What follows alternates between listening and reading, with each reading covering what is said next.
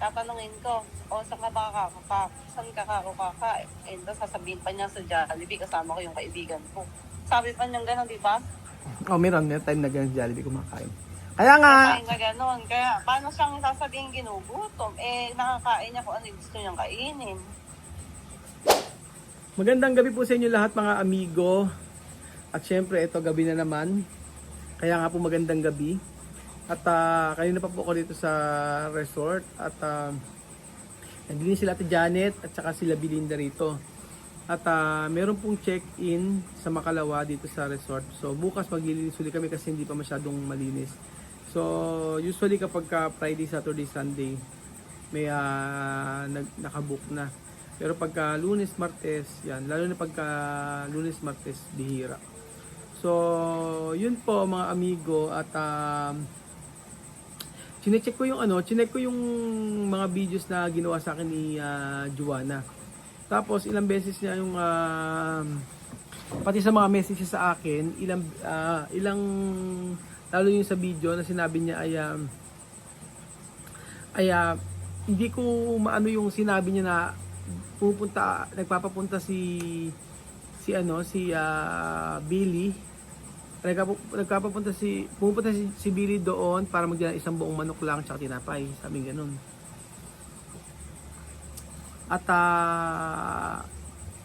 hindi ko alam kung naikwento ko na sa inyo to, pero ang gusto kong sabihin about sa mga pagkain na yan na sabing ganun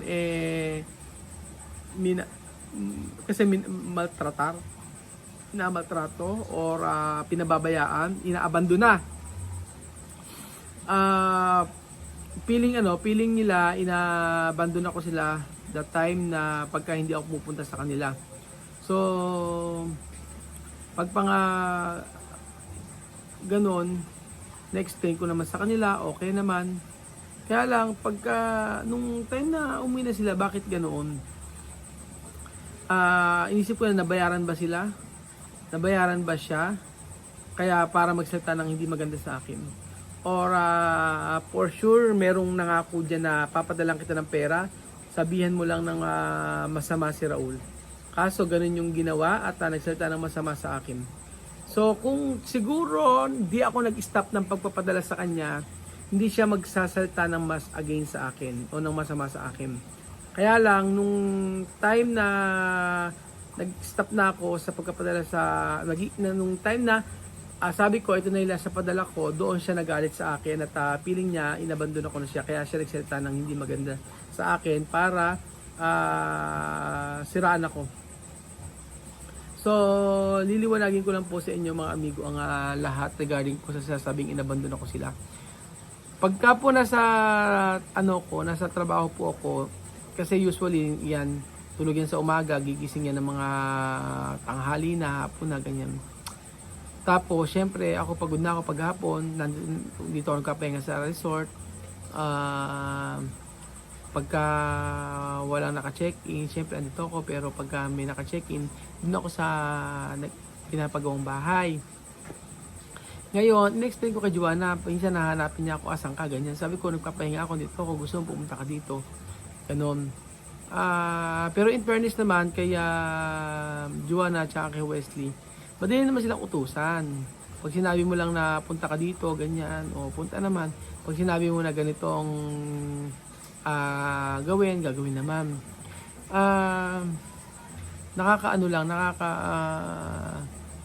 Awa lang din sila dahil nga tingnan mo, sila doon na ngayon. Kaya niya sinisisi yung pagkamatay kilan kasi kung ano-ano yung mga, di ba? Ang dami niya sa akin. Kaya lang sana hindi siya naniwala sa sulsol, hindi siya naniwala at hindi niya ako sinabihan ng kung ano-anong mga hindi katotohanan hindi mga totoo.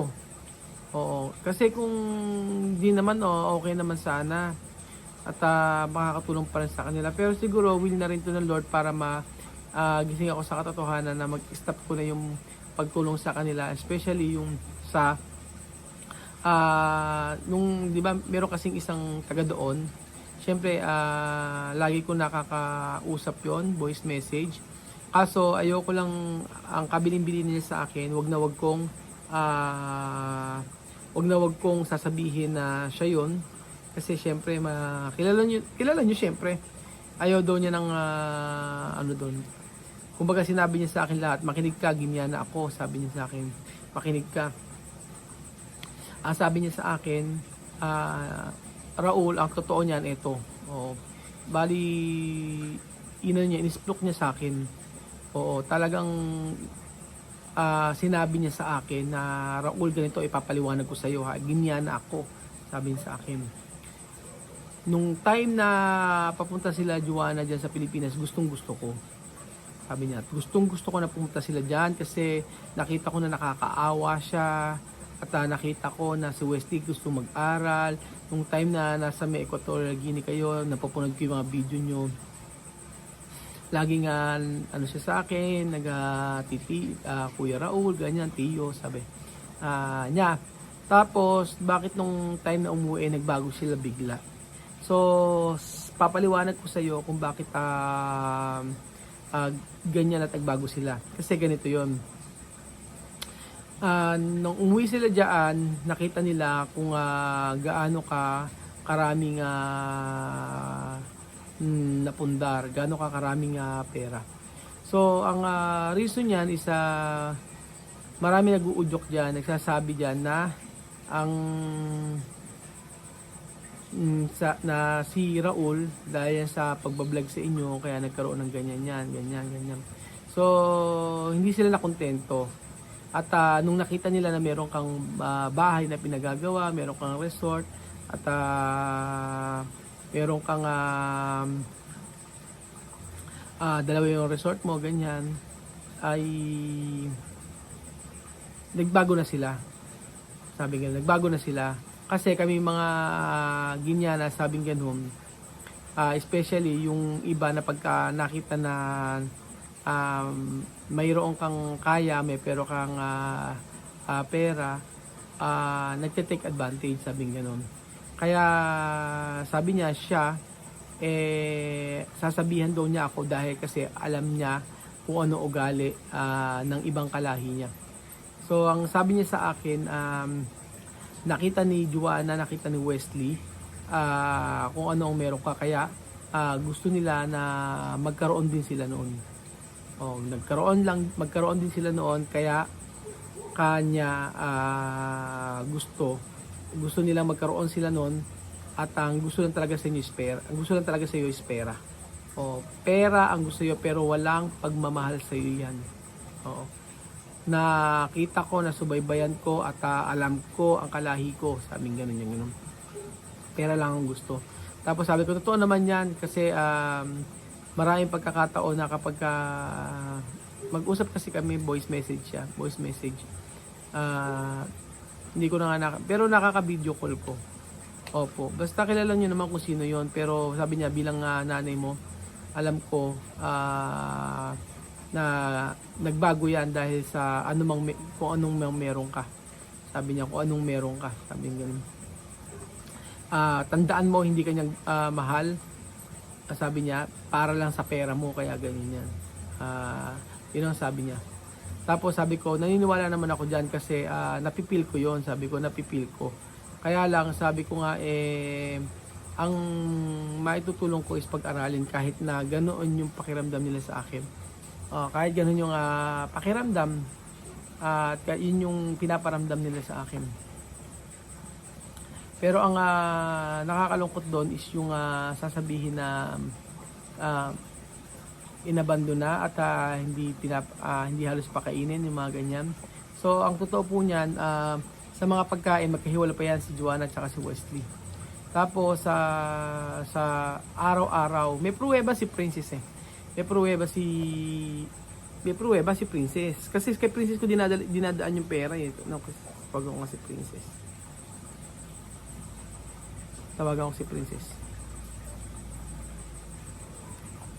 Oo, kasi para at least alam nyo na talagang yung pera hindi ko naman dinedirekta sa kanila. Ikukwento ko.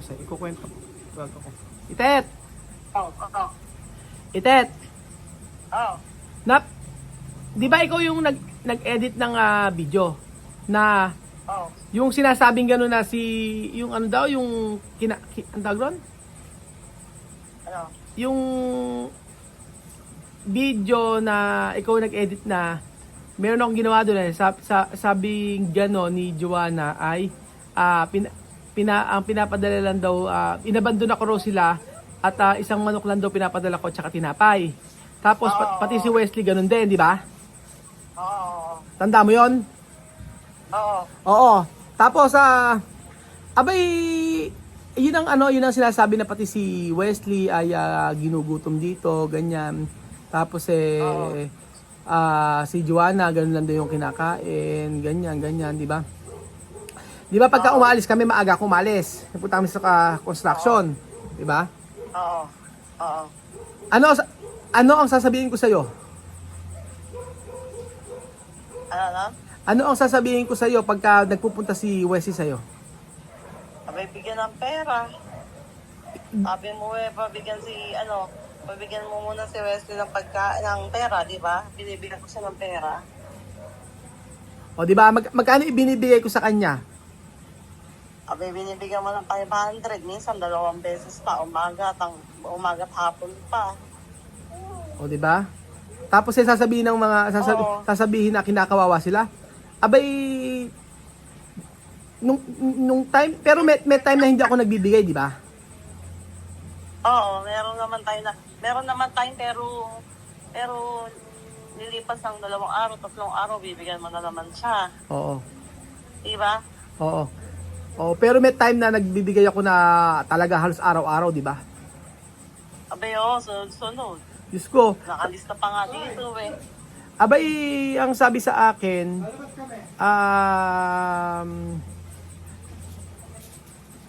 Bakit? pinutol ko kasi tumupunta si Huawei, meron kasing, pinutol ko yung usapan natin. And then, nagpunta si Huawei dito, meron pa akong subscriber na taga kasama niya. Oo.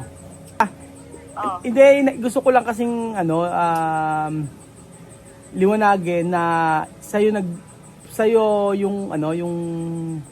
yung pera na binibigay ko kay Wesley sa mga pangkain niya, ikaw nagbibigay, di ba? Minsan nga, di ba, inuutang ko pa nga. Abay, oo. Kaya Abay, nga. oo, saka ang pinagtataka ko nga di ba, pabibigyan mo si Joanna ng kay Ate Billy, pambili ng pagkain. Oo. Di ba? Para mag-grocery, bibigyan ko na 1,000. Oo. Ngayon, bukod pa yung bibigyan mo ulit si Wesley ng pera, di ba? Ng personal niya. Ganito yon. Ayaw niya ng pagkain ng nanay niya. Ayaw niya. Minsan ayaw daw niya ng pagkain ng nanay niya. Minsan namimili. Minsan gusto niya. Mas gusto niya kasi yung sisig-sisig, kaya ganoon. Sobrang gas. Oo. Chicken, Kaya nga nakakainis lang kapag nang gumawa siya ng video na sasabihin na yun lang yung kinakain sa kanya. Diyos mio, napakalaki nang nauubos sila mag-ina sa magkain. Kay Chama may hindi ganoon. Kay Chama may bigyan ko niya halimbawa ng 5,000, pamamalengke niya lahat 'yon. Punong-puno yung kanyang yung freezer niya. Diyos mio, tapos sasabihin man niya na sasabihin niya na ha? Oo, nagluto kasi si Chamame. Tsaka si Chamame, halimbawa si Chamame nagluto ng isang manok, maghapon na nila yon. Si Joanna pag nagluto ng manok, isang kainan lang niya yon. Isang kainan. Tapos bukod pa. Di ba napakatagal na ganun yung setup? Princess ko, bigyan mo nga muna ako si Wesley ng ganito. Oo. Wesley, minsan nga 2 beses, di ba? Oo, di ba? Tapos tatanungin ko, saan ka kakain? And sasabihin pa niya sa Jollibee, kasama ko yung kaibigan ko. Sabi pa niya gano'n, di ba? Meron time na gano'n Jollibee kumakain. Kaya nga, Kaya gano'n. Kaya paano siyang sasabihin ginugutom? Nakakain niya kung ano yung gusto niyang kainin. ayun na nga. Diba? Oo, kaya nga Kaya nga at least Tapos araw-araw sa sunod, binibigyan mo siya. Pinabibigyan mo sa akin, di ba? Oo, pero meron time na naisa ko, kaya siguro hindi ako nagbigay ng dire-diretso nun yung nahuli ko nga na bumili ng sigarilyo doon lang. Kinento ko ba sa yun? Oo, kinento ko ba sa yun? Hindi ko alam na gano'n. Hindi mo alam. Yun Ang nga. alam ko, ang alam ko, yung binili niya, yung isda, hindi niya binili ng pangkain dahil gusto doon ng isda. Oo, Tapos, sa aquarium. diba? Oo, naawa pa Oo, ako. sa aquarium. Naawa, Oo, hindi, sa aquarium. after nung binili niya yun, binigyan ko pa siyang pera noon. Kasi gusto niya ng Ay, aquarium, hindi ko alam oo. Ganoon. Kasi binili nga ng aquarium, sabi ko ibang kain, kakain. Hindi daw niya Oo, ikakain. nung time kasi Sabi namin, ko, nagsumo kasi "Ganon." na bumili daw ng sigarilyo, ganun doon ako galit na galit sa kanya. Tapos sabi niya, Ay, so oh, alam. hindi, okay naman sa kanya, okay naman nga nung, yung di ba, bumili siya ng sigarilyo. Eh, siyempre, bata, ganyan, ano. Oo. Pero ang maganda nga kasi kay Oo. Wesley, pagka yung ganyan, siyempre, binata, explore. Pag sinabi mong hindi pwede, pag hindi siya mong hindi, natitigil naman. Sumusunod. Sumusunod naman, oo. Kagaya nung nag-earphone, sabi ko, huwag siya mag-earphone, hindi naman siya nag-earphone, hindi, okay naman, sumusunod siya, sabi niya, susundin naman kita, sabi niya gano'n. Siguro, gano'n talaga.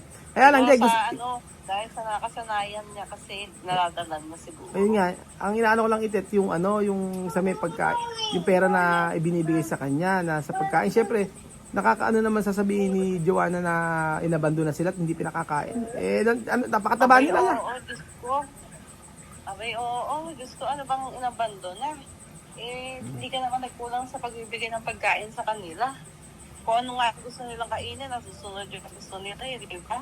Oo, ordinary, Kinakain mo sa restaurant, kinakain mo sa, Oo, lumalabas kayo, tapos bukod na araw-araw, binagdan mo ng pagkain. nagpunta nga, nagbili siyang Jollibee mag-isa.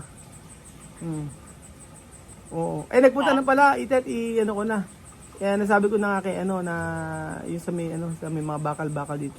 Bukas na lang. Oo. Bukas na lang yung Sinabi ko kasi papalipat ko yung mga bakal kasi ayoko ilagay doon. Oo. Sige na, bukas na lang. Matutulog ka na ba? Bibigay ko cellphone eh. Hindi, hinihintay nga kita. Sige, papauwi na rin ako. Yari na to. Sige. Ay, sige. Binibigay ko kasi yung cellphone kay Princess pagka gabi. Kasi siya yung mga nag-edit ng mga videos natin. So, yun, nakakalungkot lang kasi pagka ganyan pinagbibintangan ka lang, lalo nagigigil ako, naiinis ako pagka pinagbibintangan ka na hindi totoo. Nasabihin sa iyo na hindi inaabandona ganun. Sobra-sobra na sa kanila. Nabigay sa kanila. Napakaraming nagastos sa pamilyang to pero hindi ako nag-complain hanggang sila ay umuwi. Hindi ako nagko-complain talaga mga amigo about sa paggastos ganyan. Ayoko mag-complain kasi nga sabi ko nga tulong okay naman yan ganyan. Na parang ang saya sa pakiramdam ko na na-experience nila yung mga bagay hindi nila na-experience kahit na talagang magastos. Pero pagkasabihin ng ibang tao na bakit kasalanan mo yan, ginagawa mo ganyan Hindi ang point po doon mga amigo, wala nang problema. Wala nang problema doon. Kaso, pagka pinagbintangan ka na hindi mo naman ginagawa yung ganon, doon yung masakit. Kaya ako sumasagot. Diba? Hindi naman kayo narinig sa akin na ganyan diba? Na umuwi sila. May smooth ang pag-uwi nila, naiyak pa ako, naawa ako kay Wesley. Kasi ano man yung mga ginawa ni Wesley sa Pilipinas, mga hindi man maganda ang ginawa ni Wesley, may mga bagay na ginawa si Wesley hindi maganda sa Pilipinas, wala na sa akin yun kasi binata o nag-explore, ganyan. Tapos nag-girlfriend, di ba? Wala sa akin. Pero pinapili ko siya mag-girlfriend or hindi, di ba? Pero siya sa edad nila ganyan, lalo na nung ngayon, nung bumalik siya sa Gabon, may girlfriend siya sa Gabon, ngayon nakita ko sa post niya, di ba, kayakap niya. So ibang lahi sila, ganoon. Kaya sa akin wala naman ang problema basta nag-aaral. Ang hindi ko lang gusto talaga yung mga sinabi ni Joanna na walang katotohanan na inabandon ako sila, na hindi sila naghirap, nagsuprir sila dito sa Pilipinas. Kaya sabi ko nga yung mga tao na nakasama niya at nakasama yung kay Wesley totoo yun, bibigyan ako ng panyag na 500 yun, mamayang hapon 500 ulit. Minsan 300 ngayong tanghali, tapos sa hapon 250 ganun o 200. Ganun kasi pag mga sisig-sisig lang. Ganyan. Pero pagka never ko silang kinawawa, tapos bukod pa yung mga isipin niyo yung pag kinumpit mo o sabihin mo na Sa ito nga pagkakinapit natin, halimbawa si Wesley, nabihan ko halimbawa ng o sabihin natin wag nang 500 per day 500, wag nang 500 per kain Sabihin na lang natin 500 per day. Tapos si Joanna, bigyan mo ng 1,000. Or sabihin natin tigi 1,000 sila per day. So 1,000, 2,000. Plus yung mga groceries pa nila, yung mga ano pa nila, yung mga binibili na shopping nila. Kaya paano sasabihin inabando na? Sabi ko nga po mga amigo, hindi ako magsasalita ng ganito kung wala siyang sinasabing masama sa akin na hindi totoo. Diba? Kung totoo naman, i-accept ko naman kasi hindi At alam kaya nanggigigil yung mga kasama ko dito. Kasi bakit ganoon naman siya magsalita sa akin? Para lang dahil nabayaran siya. Ganoon. Yung ibabayad sa kanya kaya ko naman ibigay Pero at least nalaman ko na yung totoo, di ba? Nalaman ko na hindi talaga siya hindi siya worth it, hindi siya deserving na bigyan ng tulong. So maniniwala ako sa sinabi ni ng Ginyana. Oo. Na wag kang magkapadala ng pera. Wala kang obligasyon diyan. At wala kang obligasyon sa mga kung gusto niya hanapin ni tatay ng mga bata at doon siya humingi ng tulong. Wag sa'yo. Wala kang obligasyon, may pamilya ka. So, ayun po mga amigo, sabi ko nga magsasabi lang tayo ng totoo. At lahat ng mga yan, dahil alam natin na wala tayong ginagawang masama. Bagkus sa totoo lang po yung ating, totoo lang po tayo mga amigo. So, thank you so much po mga amigo at God bless po.